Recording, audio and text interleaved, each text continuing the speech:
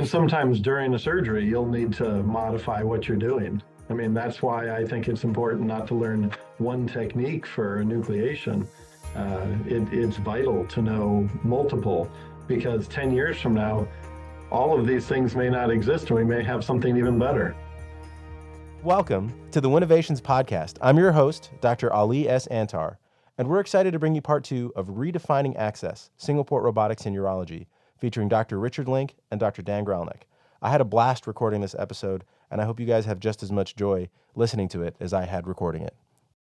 Another question is about the institutional challenges. We've talked a lot about the surgeries themselves, and both of you have brought a new enucleative technique to your respective institutions. What would you say were the biggest challenges institutionally that you faced in bringing those new technologies to where you are, and how did you overcome them?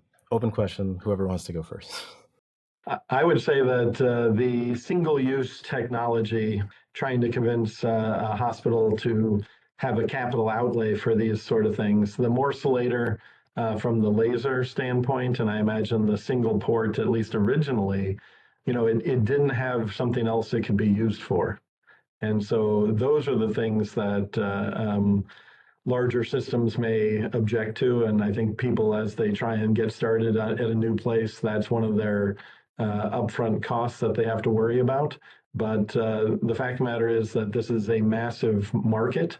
The BPH market is huge, not to mention, part of the cancer that we could talk about as well. But I think we have it a little bit easier because, and two reasons. One is, this is now a multi-specialty, multi-organ system tool. So BPH is only a piece of that puzzle. So I think that it's a little easier to sell, particularly in a world where there's an indication in thoracic and colorectal and general surgery and soon to be nipple spring mastectomy and all the urologic applications. So we don't have to convince people too much anymore that it'll get used. I think the other aspect of this is that when you're doing single port transvesical, you're making your hospital pretty happy, because we used to admit all the patients for multi-port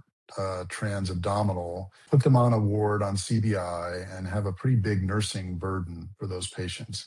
And overnight, those patients went from in-house, nursing intensive CBI patients to outpatient, no CBI in one fell swoop. So I think that it's a pretty easy thing if you're interested in doing transvesical as a part of a BPH program.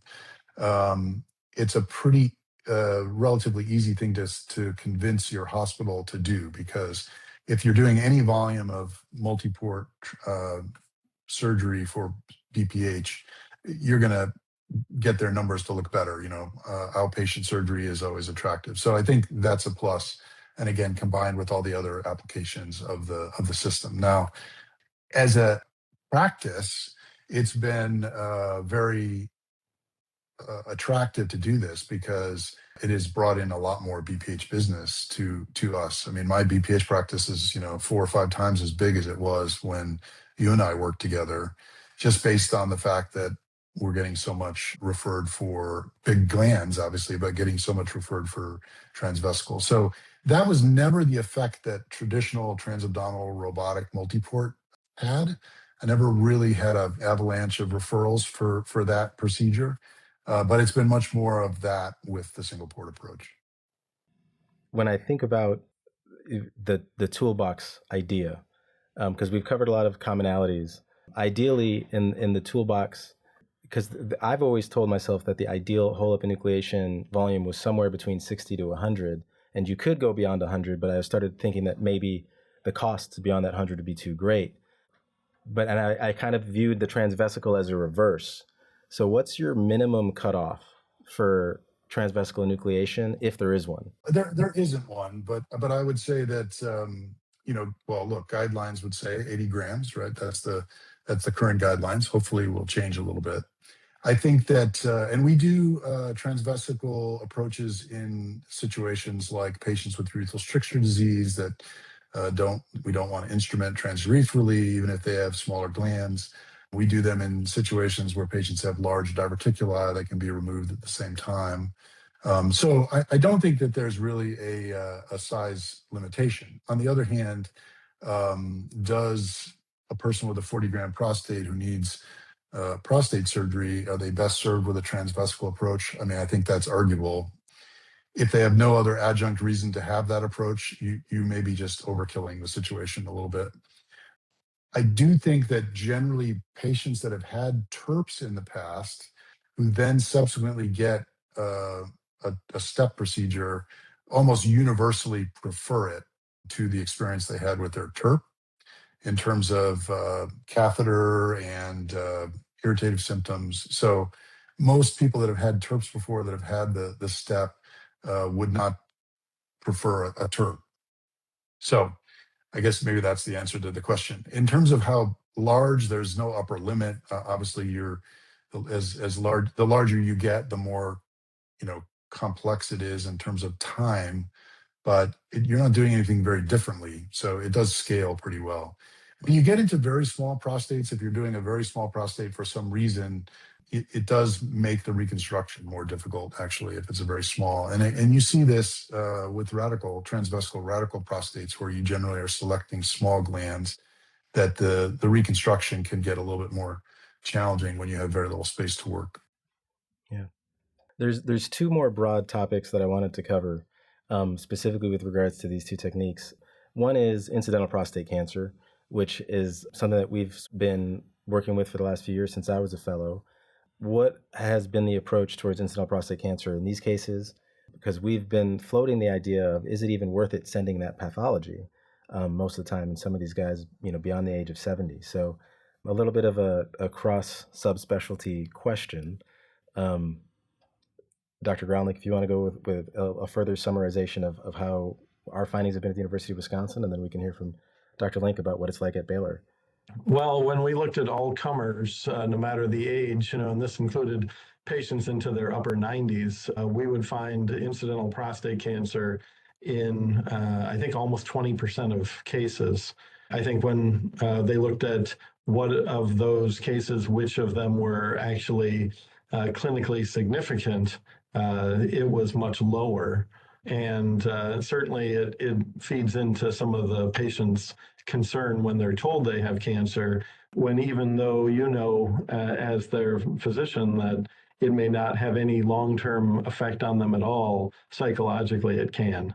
And so every once in a while you do wonder about that. But if I'm going to remove tissue, I'm going to have it checked. Yeah, I'd agree 100% with all of that. We do see some incidental prostate cancer. It's probably not quite 20%, but I think the key is that you have that conversation before the surgery and just say, sometimes we send all your tissue off to pathology. Sometimes we find prostate cancer, but very rarely does it alter your treatment and course. I can, name on two hands basically situations where that was not the case, where some real significant prostate cancer was identified. It's pretty rare.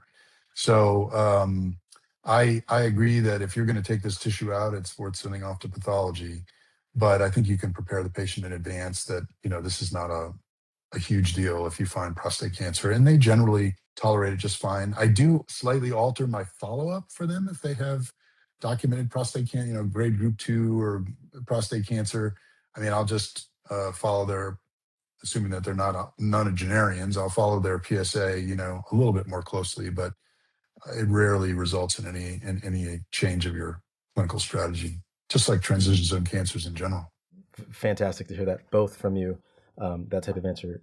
But the idea of artificial intelligence with these kinds of technologies and these recording equipments, right? What role do you see it playing in the future in terms of education, in terms of further making these techniques efficient? Dr. Link, you start, and then we'll have Dr. Gralnek go. Yeah, I mean, we're just starting to utilize the advantages of the digital environment that we're working in, and certainly machine vision can be helpful. In terms of in lots of robotic surgery, I think there's a lot of interesting avenues there in creating guardrails and things like that, particularly during the teaching process, and probably some automated steps. So You can imagine a world where the reconstruction might be more automated than it currently is. But I don't think it's not replacing us, thankfully, at least at this time, with doing the procedure. I'm not sure. Maybe there's a time not that far in the future where you'll just push a button and the robot will take out the prostate. I don't know that I necessarily want to live in that world, but if that's the future, then and it's better for patients, just like I like driving my car and I don't really want the car to drive itself. But if it's clearly safer to do that, then maybe I just have to live with it. Dr. Gralnek. I guess where I really hope that it's going to be useful is going to be in the teaching. I think that if you can do some machine training to identify where they should be looking, where new practitioners should be aiming and cutting, I think it'd be very, very useful, especially in the simulation and other things like that. And so it may make leaps and bounds of training for people not to have to go through what Dr. Link and I did in the last 10 years.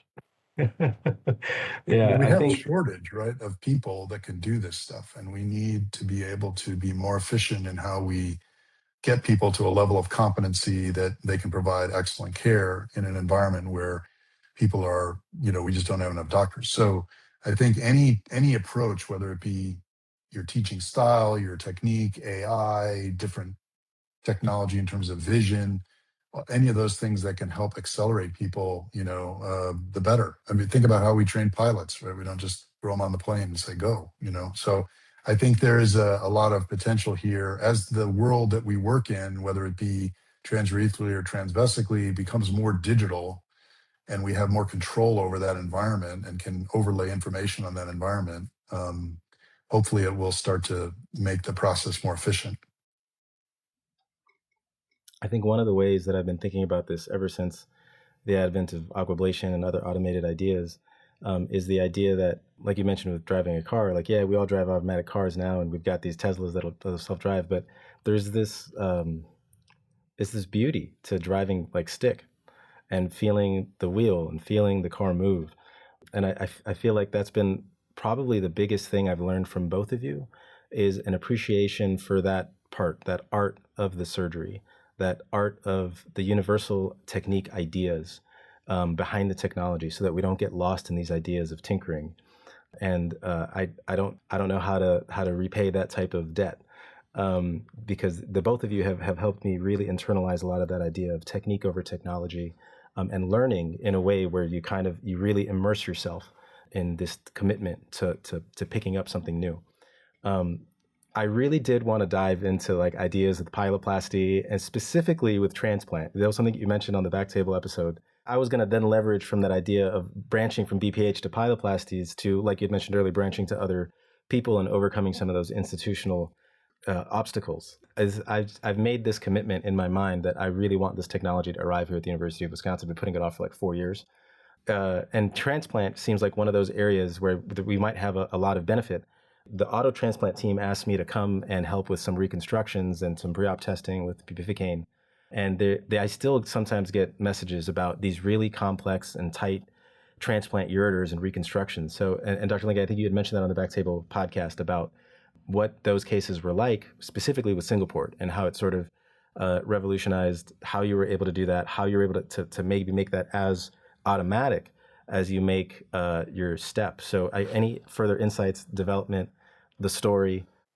I think that one of the best uses of this technology is in reconstruction, and we're a little handicapped because the FDA indication is really pretty limited. It's in pyeloplasty, right? So you don't see a lot of noise and support about ureteral reconstruction with the single port platform, and then specifically in a regionalized manner, right? So I would say that today, almost all, maybe 90%, 85, 90% of our ureteral reconstructions, both proximal and distal ureter, are done through low anterior access, retroperitoneal approaches, for the same reasons that we get the benefit in STEP. It just very efficient, very fast access to the ureter, very versatile in terms of getting to the whole retroperitoneum and the pelvis through that one incision. So it's actually been really exciting and more efficient, especially with pyeloplasty, which is a great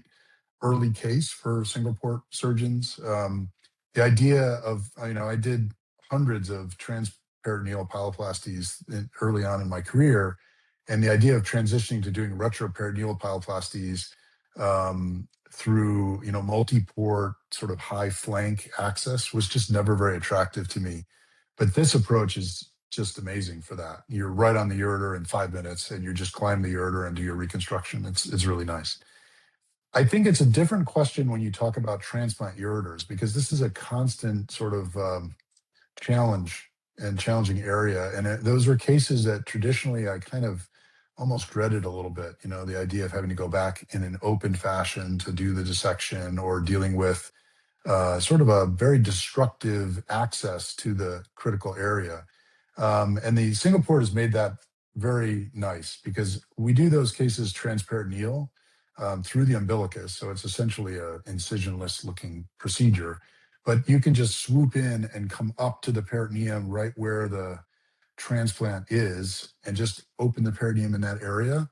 And fitting with the idea that the single port is sort of a stealthy approach, you're just not doing much dissection to get to the critical structures. So it has become a very nice, sleek way to address, reimplants of transplant ureters, or even proximal ureteral problems in the transplant setting, when you've got this kidney kind of stuffed down into the pelvis, and you can just sneak up on it using that approach. So I really like those cases now, and they tend to, you can really do a very nice job in a very minimally destructive manner. You're not doing a big reopening of that transplant and dealing with all the scar tissue. You're just kind of sneaking in around where the ureter is. So all in all, it's been a very attractive approach for that.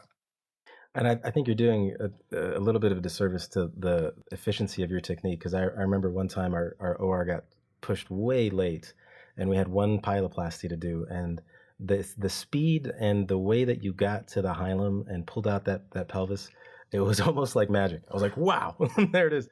And so in that case, I think it took you like 30 minutes. And that was one of my favorite things to do, was to time you on certain steps. And that's something that we've internalized here at the University of Wisconsin when we're teaching enucleation, the idea of putting a clock and letting that be a judge of how good our technique is. What do you think is the value of that type of mindset on education? And Dr. Gralnek, maybe we could start with you, and then a follow-up from Dr. Link. The idea of that every second matters, and how do you teach that to the residents without overloading their cognitive circuit? I think that it's a hard and fast objective measure. And so I really like that as part of the training technique, is that they know, how long something is taking them. And early on, we may only limit them to, okay, you're going to get 30 minutes with the scope, and that may be, enough to do the entire case, or it may be just enough to barely get started. And so to some extent, at the right time, it's very, very useful. But it's always good to have some sort of objective measure that they can see. The residents don't get to see the patients in follow-up, and so they lose some of those other objective measures. And so an intraoperative measure, I think, is very useful. And not only that, but then they have their own internal competition among themselves, or with just the one by himself, to see if they can improve things. Yeah, I think that sometimes I wonder whether the residents own watches. They don't sometimes really seem to even think that time is a commodity. But with that said, I do think that the single port approach is nicer, because you're eliminating a lot of sort of almost kind of garbage steps of the operation. When you do the single port, it can literally be 5 minutes between docking the robot and having the pelvis dissected out. So really, there's nothing else to do but then to sew the pyeloplasty. So I think that, and the suturing with that system is very kind of intuitive. So I think that it's nice for that purpose. The only other thing I would say is just that, the whole idea of the educational timeout, where you try to figure out in advance, like, what people are going to do and how long. As you said, I love your idea of, the timing thing, but how you're going to do that it's nice if you can do that in advance, like right before the case, so that everybody kind of has an idea of what the expectations are, and why they're doing what they're doing, so to speak. I think that when I do that, and I try to do that all the time, it always seems to go smoother and people are more comfortable. We do that, for example, a lot with partial nephrectomy because it's one of the most common procedures that we do. And so, we break that down into certain parts, and then we kind of have a pre-step discussion about who's going to do what at what point and why are we doing it this way. I think that those concepts also with time really help to improve the teaching, as opposed to just a free form thing where they just get going and they don't know when you're going to pull the spoon out of their mouth. Yeah. Yeah. And so I think talking about that transition, the differences in even the teaching style between multiport and single port, one of the other ideas that you had mentioned was transitioning the radical prostatectomy from the things that you had to unlearn. What are the biggest differences in terms, if you could try to conceptualize, maybe streamline it, if you can, across, upper and lower, across the single port, between multiport, the biggest concepts to unlearn from the multiport thinking in order to enter comfortably into the learning phase in single port? Yeah, there are definitely a few things. One is we have become very dependent on the sort of superhuman strength and speed of the multi-port platform, right? It's become, and we've just adopted that as normal. So, you do things very fast and very somewhat brutally, essentially, with that extra strength of the system. When you move away from that into the single port platform, you don't have the advantage of superhuman strength. But I think it actually proves to be advantageous. Some of the data that's starting to come out of the force feedback work with the DV5 suggests that there are significant morbidity improvements when you limit force on tissue that you're dissecting. And the SP, by definition, has that built in because it's not super strong. So I think that's one that you have to unlearn. I do think that with the single port platform, internalizing the lack of arm independence and the ability to work in a more of a three-dimensional space, so that you're using all three arms and banking around corners and things like that, takes a little getting used to. But once you do, you miss it a lot on the multi-port platform. So early in your learning curve on SP, you miss the multi-port strength and arm independence. And later on in your single port learning curve, you miss those features when you're on the multi-port platform.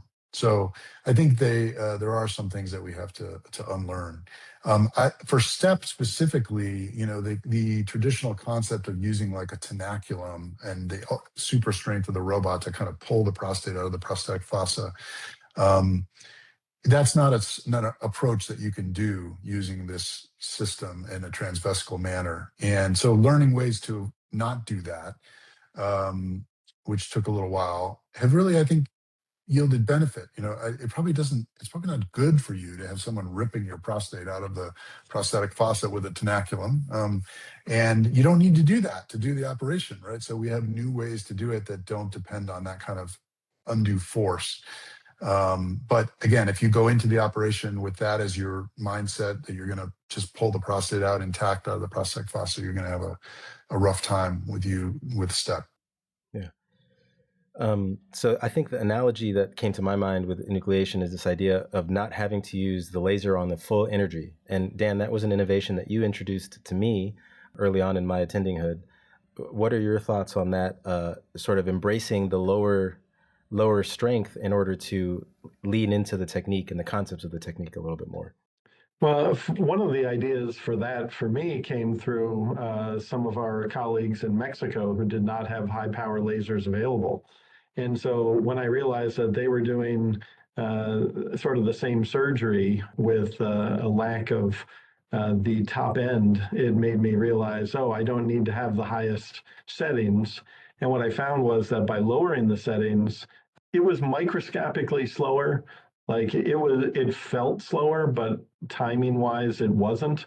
But it also brought a little bit of safety that was not available at the highest power as well. And so it's probably the same sort of idea of not pulling out the prostate and one piece was, oh, you can go a little slower, you can get a little better hemostasis as we go using a lower power. And then it also helped with a finer technique at the sphincter. And that was where I really wanted it mostly, was I wanted a lower power, but I wasn't always smart enough to remember to drop the power when I was at the sphincter during the surgery. And so just using a lower power routinely made it better for me. And the idea that I'm circling back to my bidirectional idea selfishly again, but I think the other benefit that I had thought about it, and not just with regards to ejaculation sparing, is the amount of tension and force if you're going transurethral and you approach the base of the prostate, the tension and force that you're putting just because of the angulation. And I'm wondering if approaching the apex, is there more tension and force that's being applied transvesically as you approach the apex? Do you think that that's true, or do you think that just by the nature of the technique that's not totally true? Yeah, I think, so remember that we're segmenting the prostate as it comes out. So you're never really in a position where you have to, force anything. You're just removing, instead of pulling the prostate into a space that's already full of tissue under tension, you're just removing that tissue and then pulling the prostate into an empty space. So I think that, again, especially when you split the apex of the prostate at the last, quarter of the apex, there's not a lot of force applied to the sphincter when you're doing that. The multi-bore technique, where we were sort of still doing full, one adenoma kind of receptors, there was a lot of time spent where you're really pulling on the prostate because you did not have much room to move it into a space. And I remember telling people when we were doing that, okay, if you're struggling, just go somewhere else and pull in a different direction and work there. We don't really do that with the step procedure. When you're struggling, you just stop, resect that segment of the prostate, and then move forward, right? You don't need to pull hard, because you can't pull hard really with the device, although forced bipolar lets you pull harder than you could before. I think that gentle surgery is good surgery, right? And I think about it also when I see different people do pull-up, and some of them are much more aggressive with using the scope as a retracting device, and others are much more careful not to do that. In every kind of surgery, right? Gentle surgery is probably better surgery, and finding ways to do this without doing a lot of aggressive traction, at least in a functional, type of surgery, is probably important. That was one of the big things that I saw that was improved while I've been doing HOLEP, was the introduction of the early apical release and stopping kind of some of that huge traction that could be done when you had a 400-gram piece of prostate that was only attached to the sphincter at the very end, the way that it had been done in the distant past. That was a beautiful change. Yeah. And that's something that I remember Wes was a big part of enforcing in my mind. I always had this desire on the multiport to start making these broad sweeps, to start separating. He's like, stop. As you evolve, you realize, oh yeah, that idea, that gentle surgery is truly a lot better. And I think that for me, back to the idea of pulling, I think part of the reason that my enucleation technique evolved the way it did relative to the way that Dan taught me is because what I started doing was I started taking that idea that, okay, if you're getting some trouble here, just go to the other side, complete the circle so it all comes together as one. That's probably a shortcoming in me also. That's why I like the en bloc, is because I'm still stuck to that idea. How much of that is an ingrained lesson that I probably have to remove? So so it sounds like in order to overcome what was initially a deficiency, Dr. Link, you guys sort of embraced it, and now instead of an en bloc approach, you're embracing the idea of a multi-lobe excision. Yeah, it's like an orange. You just think about taking segments of an orange out, and it really, what it does also is it makes the procedure scale easily to larger prostates, because you're never trying to manhandle a 400-gram prostate in the prostatic fossa. You're just taking more segments. And instead of, 4 segments or 5 segments, you're taking 12 segments in a really big prostate. So I think that's been a big advantage. Somewhat grew out of the limitations of the strength of the device, but like many things, it probably is yielding some better outcomes, just because gentler surgery is almost always better. It doesn't slow us down, and of course, it's easy to extract these pieces. There's no real morcellation component to this. You're taking the segments out. Remember, we would do really big prostates multi-port and then have to like make a bigger incision or cut the thing in half somewhere to get it out. Nowadays, with segmenting, you're never really making segments that are too big to come out through your access hole. So it's very easy to just pull fragments out and drop them in the bubble and go back to work. This is an analogy that I've sort of been keeping in the back of my mind the entire time we've been talking, but I think I want to get it out and talk about it at least a little bit between the both of you. The parallel that I see in all of these technologies is something that I see similar in stone disease, where we've always done PCNL, one access kind of stealthily right to where the pathology is, and even it helps us especially with the big stones. Now we've got Calyxo, which is starting to tell us that like maybe we can do bigger and bigger, right? But I don't think it's really that Calyxo is going to overtake PCNL, that PCNL is going to overtake Calyxo. It's this idea that the two of them together are different tools in the toolbox. Do you feel that there is a similar analogy and relationship between enucleation transurethral with a laser and transvesically with a single port? Or do you think that that's not as on point?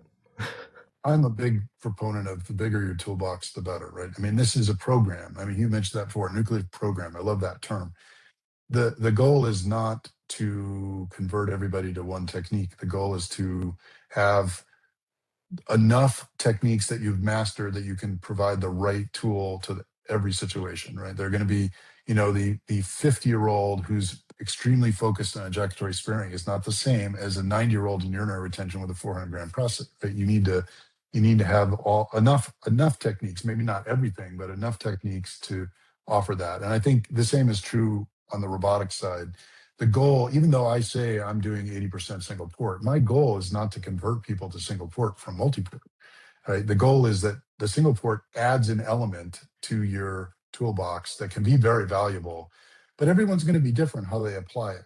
So I still do multi-port surgery. I don't want to give up multi-port surgery. I think there are situations where it's highly advantageous.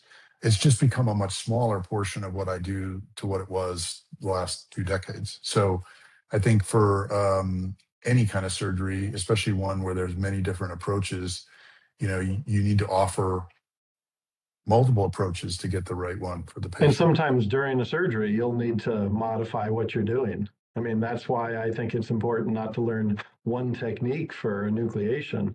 It's vital to know multiple, because 10 years from now, all of these things may not exist and we may have something even better. It's AI. I'm telling you, the AI is going to come up with something. Dr. Link, one selfish question. This is completely off, but you're talking about watches. This is the watch that I'm wearing today. It's the Ben Clymer Hodinkee Special Edition G-Shock. Is there anything specific that you're wearing today? I'm actually not even wearing a watch today, but I have a few watches. You have to be pretty fast to get the Ben Clymer Hodinkee watches. You have to be like watching it in the middle of the night, right, to get that. Dr. Nakata put me on it. He sent me a message. He said, make sure, because he saw me with the John Mayer G-Shocks, and he said, just make sure that if you're into the G-Shocks that you get this one. And he's the one who also taught me to buy 2. Oh, see, I've had a lot of those Hodinkee watches I've sort of aspired to, but I've never quite been able to get them on time. Always too late. They always sell out before I get to them. But on the topic of that, I think we're getting to the time. It's been 90 minutes. I don't want to hold up either of us for too long. I've learned a ton with regards to specifics in the technique. I was able to touch on enough of outside of just BPH into pyeloplasty, into transplant, other places where it will be. For me, this is the beginning of the conversation, if that's okay, because I'm expecting this to be a long uphill battle to get the support institutionally for us to get this robot. But this is the kind of conversation that really just makes me feel like I'm not crazy for wanting this. That it's a reasonable thing as an academic urologist, as a urologist hoping to provide the best options to his patients, that we have the single port transvesical enucleation in our armamentarium in terms of capital outlay and things like that. From either of you, any parting comments about the wide things that we talked about today, learning curve, the mythology of the learning curve, artificial intelligence, the specifics of technique, just closing comments. I would just say that my interest is in training people and in educating the future people that will be taking care of these same problems. And one of the things that I really like about Dr. Link is his commitment to that I've seen through the years. Thank you. I think that the take-home message, and I think both of us are making this point, is that, what do they say? The shark that doesn't swim dies, right? So if you're not moving forward, you're not going to survive. And I think that we all can't just settle for what we do. We have to look and maybe do some things that are hard, and maybe make some difficult decisions, and take a little bit of effort to always try to move forward, right? So there's going to be something 5 years from now that is going to be new and unfamiliar, and is going to be disruptive to our life and practice, but it might be very valuable for our patients. And I think, HoLEP and single port surgery are very much similar in that way, right? That sometimes there are things that are hard, but you could just, do TURPs or do open prostatectomy. But the truth is that you have to maybe make that sacrifice, and we're trading a little bit of our own pain for maybe our patient's pain. So I think that also makes it fun, right? To be a urologist is that it's very technology and technique fluid. There's a lot of stuff always coming out. And my goodness, BPH is probably the biggest area of that in our whole field, where, it's a big market and there's all kinds of new stuff all the time, and trying to figure out what's worthwhile and what isn't is the challenge. But I would just say for listeners that, don't get stuck in a rut, because you'll lose your enthusiasm. You won't do the best job. Find something new, try to push yourself a little bit, and it'll be well worth it. Thank you both so much. Today I had a medical student, and I got to see that excitement behind her eyes, and being able to speak to both of you at this level, at this depth, on these types of new developments it's made me feel like a medical student again, in the best way possible. So thank you both so much for the time and for answering the questions, and doing this so late at night with me. Thank you so much. Lots of fun. Thanks for the invitation.